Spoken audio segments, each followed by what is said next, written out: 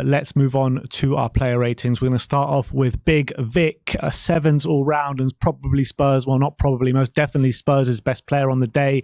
I thought particularly in the first 15, 20 minutes, made some really important saves to keep us in it. If it wasn't for him, we probably would be going down 3-0 at half time and lose this game 5 or 6. Yeah, made some crucial saves, big saves, especially in both halves, really. Even when, look at the third goal, he made a save from Bassi's shot, which deflected onto the post. He was unlucky that it fell to Muniz. I can't really blame him. He had to make a number of interceptions, and if it wasn't for him, it would have been even worse scoreline than 3. So probably our best player on the day. Pedro Porro up next. 4s all round for Pedro. His worst display of the season, I thought. I thought he got absolutely dominated by that side by Robinson and Willian. Both of them were giving him such problems, particularly Robinson, to be honest. And on the ball, he was so uncharacteristically poor.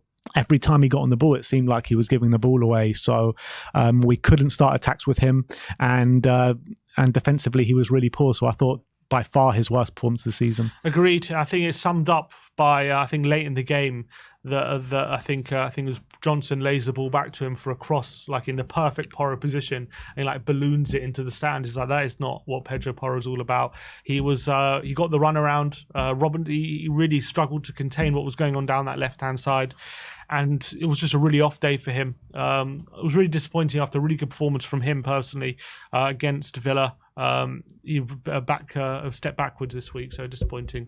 And I tell you what, that Robinson, I think he's a player that we should be looking at for next season in terms of providing competition for Destiny Udogie. He's English as well, right? So I think it ticks. No, he's American. Oh, he's American. So maybe it doesn't tick all the boxes, but I think he's a top left back. I really do. Yeah, I like him a lot. Next up is Kuti Romero. Sim gives him a 5. I gave him a 6. I mean, to be honest, I probably agree more with your rating on this. Actually, I agree more with your rating. But look, I think that in the first half, he saved us a multiple amount of times in terms of his last-ditch challenges, and he was one of the reasons why the scoreline was so low down in the first half when Fulham were on top.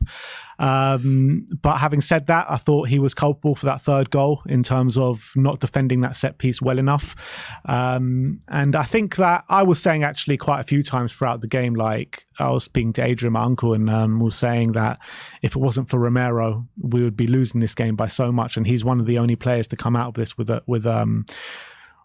bit of his head held high. Yeah, I thought first half he was really good actually, and he made some really great blocks. I actually think on the ball as well, he was one of our better players in that first half, and he was doing some really good things. But unfortunately, that all got undone in the second half. I thought he was really poor. He was just, especially for that third goal, really annoyed me, his defending for that third goal, because you've got a defender with his back to goal and you're allowing him to turn and swivel from a set piece, and it led to Fulham obviously scoring, and that is just no way near good enough for a player of Romero's experience and quality. So that was really disappointing. I thought he did lose his way a bit in that second half. I thought as well when Jimenez came on, he was giving him a lot of trouble, and they struggled to contain him. So disappointing, but I did feel if I'm basically just on the first half, he was probably like on a 7. Yeah. Dragusin up next. Him gives him a 5. I gave him a 4. First start in a Spurs shirt, and it looked like it, to be honest, because I thought the relationship with him and Destiny Udogie was pretty much non-existent. He did save us a couple of times with some last minute ditches in the first half, but apart from that, I thought he was really poor. His playing out the back, I don't think was as adventurous as it was in that Aston Villa game, and I just felt a bit let down by Dragusin. But I'm not going to go too hard into him because it was his first start in a Spurs shirt, and it was obviously a very hard game to come into.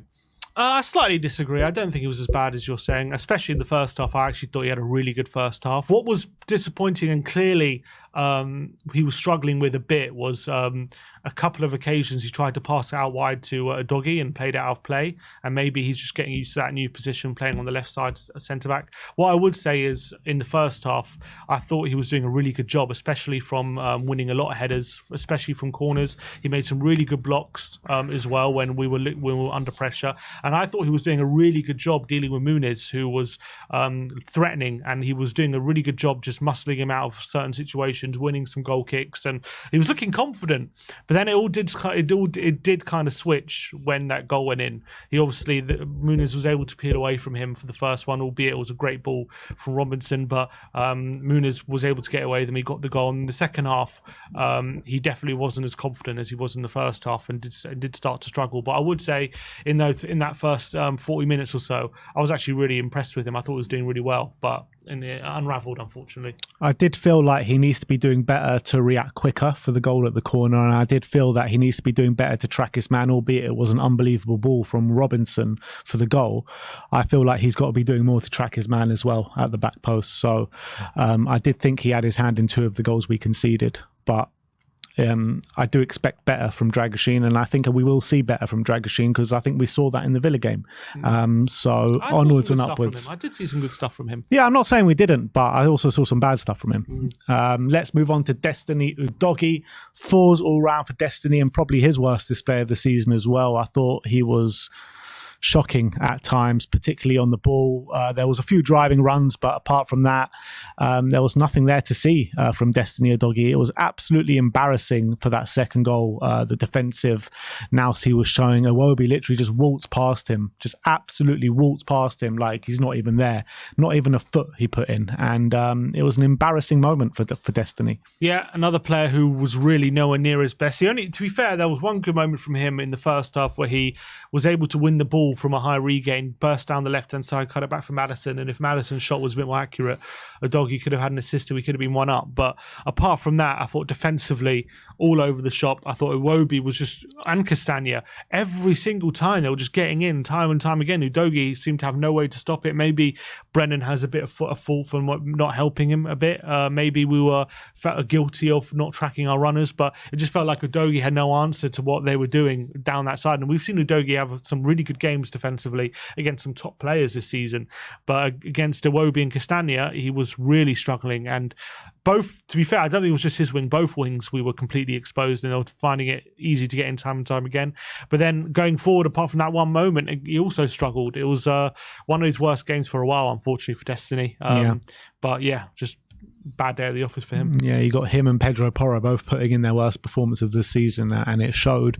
Yves Bissouma up next, 3s all round for Bissouma, and an absolute non-existent display in midfield from him, coupled with another few players in midfield. I just failed to see anything that he did throughout the game. Maybe winning a couple of duels. Apart from that, it was just so easy to play through us. Every time they had the ball in the central areas of the pitch, it just seemed like no one was around him. And that's one of his key jobs as the number 6, is to make a presence of yourself in the middle there and keep winning the ball back and be defensively solid. And he was anything but that. And one of the key kind of areas where he's been really good in the last couple of weeks is his defensive ability and the way he's been able to snuff out kind of attacks time and time again. He didn't do that at all yesterday. Yeah, he got completely done by Pereira. I thought Pereira was given the freedom of Craven Cottage to completely dictate the game and create chances and buzz around that area that Bissouma should be patrolling, but Bissouma just didn't get near him.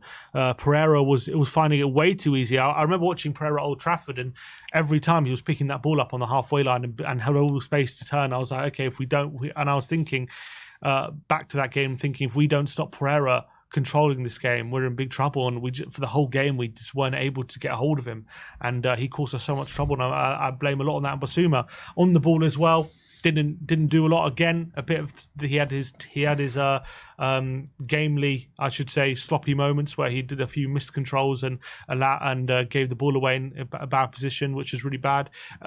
Again, with the period we were on top in that first half, there was a little period we were doing all right. I thought he did quite well in that period, but it's too few and far between. And in general, it was a really bad display from Bissouma. And again, another player who had a great game last week against Villa and couldn't build on that. Yeah. Pat Matisar up next. Sim gives him a 3. I gave him a 4. Again, I probably overrated him here because I thought it was his worst display of the season as well. Didn't offer us much in the midfield when he was on the ball. I thought he just kept losing it really frustratingly.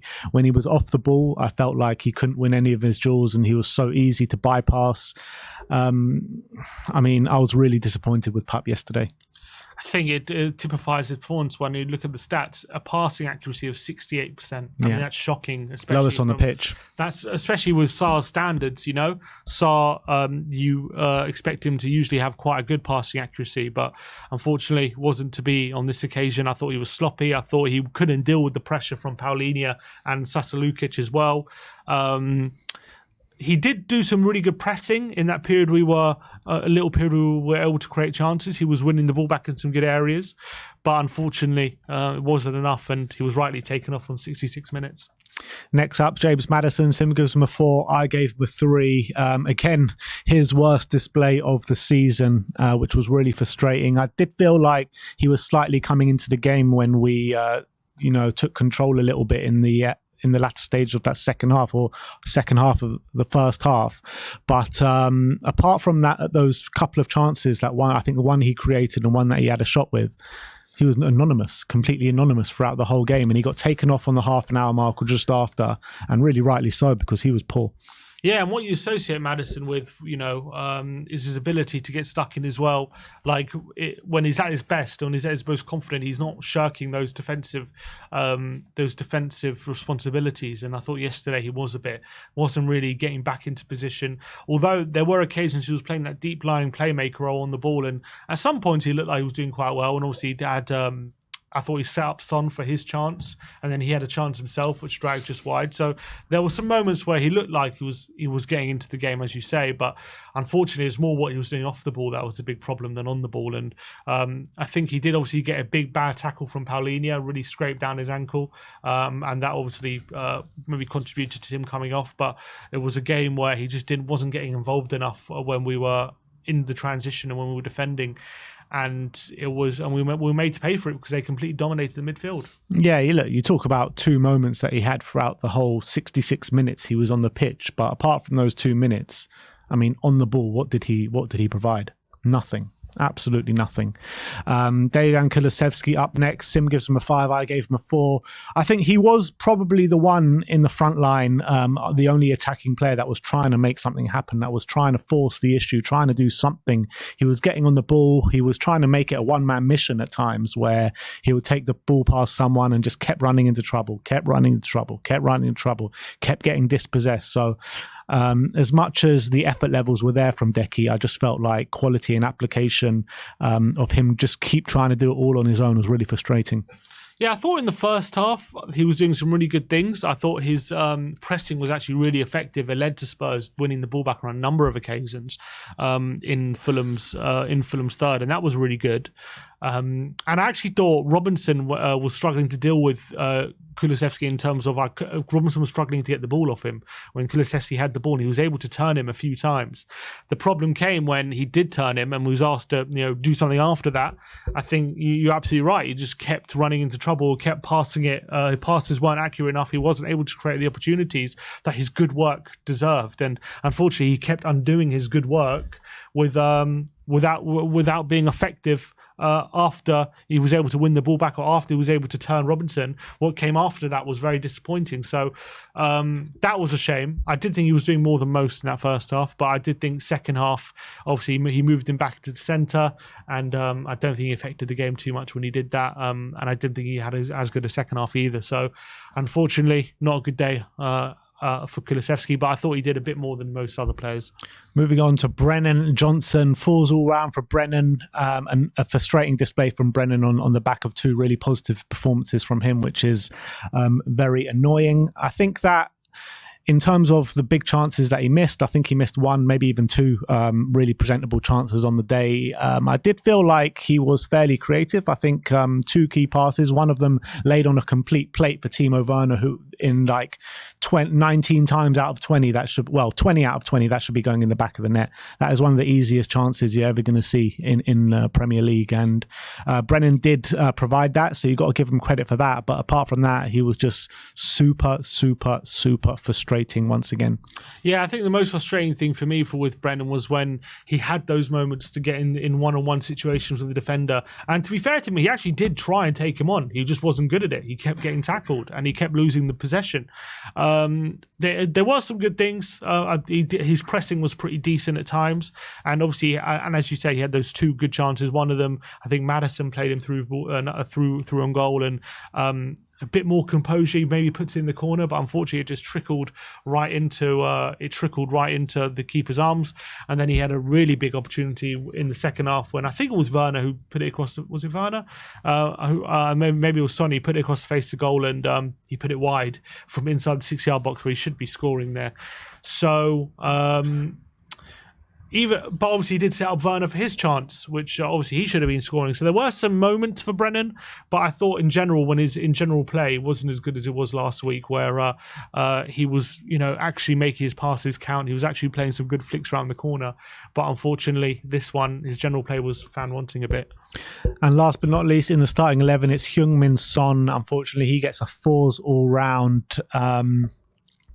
He had a few moments in the first half when we were on top, but apart from that, I just felt like he failed to get into the game, really. Lack of service, maybe. It wasn't for the want of trying, because you could see he was definitely trying on that pitch yesterday, but I just felt the lack of service. He wasn't dropping deep to get himself involved in the game, and I just felt like he was fairly anonymous when he was on that pitch for the most part, apart from that maybe 10-minute period when we were on top. Yeah, I thought he was getting into the game a bit when he was playing a bit of that false 9 position and dropping deep and picking the ball up. What I felt like when he was getting too close to goal in a weird way, his touch was a bit off. He was struggling to get away from Tosin. I actually thought Tosin and Bassi had 2 very, very good games, especially Tosin. I thought he was pretty exceptional in the game. And I thought Son really struggled up against him. Obviously, he had his big moment in the first half where he had his big moment where Maddison lays on a shot for him. And it would have been a very good finish if he would have pulled it off. But knowing Sonny, that's definitely a chance for a player of his caliber. But obviously, he went over the bar. But other than that, he didn't have too many opportunities to impact the game. So disappointing game for him. Rodrigo Bentancur was one of the first subs that came on. Sim gives him a 7. I gave him a 6. And it felt like as soon as these two guys, Bentancur and Højbjerg, came on the pitch yesterday, that midfield was shorn up. There wasn't such a big gaping hole in that midfield. We kind of, as much as we were 3-0 down, got a little bit of control in the game where we were in the ascendancy. We were looking to create chances, and I thought Bentancur was central to that. Yeah, good cameo from Bentancur. I was pretty happy with him. He was one of the bright spots. He looked a bit more confident. Obviously had a decent effort from 25 yards as well, which the keeper saved, and as well, he just looked a lot more assured on the ball. So pretty. I thought he was probably one of the better players when he was on the pitch.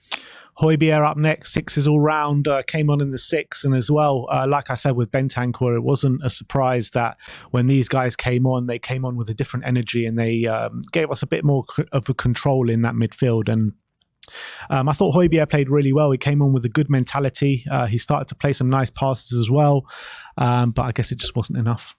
Yeah, he was okay. Not too many complaints about him. He was definitely better than Basuma. Was a bit more combative, and on the ball was looking to play it forward. So he did all right, but I don't think he was as good as Bentancur, so I gave him 1 less mark.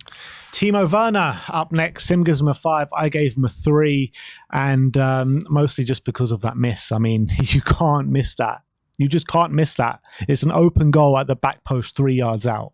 How are you missing that? Got to give him credit to getting the positions and maybe causing Fulham a few problems. But I mean, I just keep replaying that miss in my mind, and it just gets worse and worse every time. He did a Werner. One to add to the compilation reels, unfortunately, for Timo. Really one of the worst misses of the season. No excuses. I've seen it time and time again. I'm looking for an excuse why he couldn't just put it in the back of the net, and I can't think of one. It wasn't like he was stretching too much or anything. It was an easy finish. All he has to do is just put it straight, and it's a goal. Terrible miss. What I would say is I actually thought he impacted the game fairly positively on the left-hand side. A few moments he was driving at the defender, and they were struggling to deal with him, and I think he did set up that chance for Brennan Johnson as well. So there were some good things there from Timo, but obviously that miss is going to be what everyone remembers. And then last but not least, Ange Postecoglou, 4s all round for Big Ange, and he just got tactically outdone yesterday by Marco Silva. I've always rated Marco Silva as a good manager, and I think Fulham's home form against top team, has shown it this season, the way he can tactically adapt to games. And I think Ange Postecoglou had no answer really. And, in terms of the starting lineup that he chose, no one really have too much complaints about it. But the problem was that he couldn't find solutions in the game to really sway the game in our favour. Yes, we did have a couple of chances at the last stages of the second half, but unfortunately it was game over by then. And I felt like the changes in the game had to come a lot earlier than they did. Yeah, that's the big criticism I have. I think at 2-0, he's got to see what's happening and just change it immediately instead of waiting. He waited till the third goal, and unfortunately by that time it was too little too late. Also have to criticise him for how the team came out in that second half, because we were terrible, both halves really, and I think he has to take responsibility for that. What I would say is obviously we did have that little spell in the first half where we did seem to take control of the game, and it looked like Spurs were getting a foothold, and at that point we were looking quite good, but unfortunately we didn't take advantage of it. And I think he let that goal that went in before half time, he let that negativity of what that goal meant seep in too much to the team. And maybe he didn't, I don't know what he said at half time, but unfortunately he wasn't able to stem that negative attitude. And I think the changes weren't quick enough. Although what I would say is, to his credit, the changes he did make did benefit the game, but unfortunately, as you say, it was too little too late, and we didn't take advantage of those crucial moments. So 3-0, and first time we didn't score under him as well, which is really disappointing. So bad day at the office for Ange. And what we know about Ange is how much of a good motivator he is, and he just couldn't get his team up for it at all, which was such a frustration. And what we know about Ange and what we've seen about Tottenham time and time again this season, when we have poor first halves, we come out with that second half firing. No matter whether we're 1-0 down, 0-0, winning, whatever it is. When we have a poor performance in the first half, we usually put it right in the second half, and that just didn't happen yesterday. So that is our player ratings from the post-mortem of the 3-0 loss at Craven Cottage yesterday.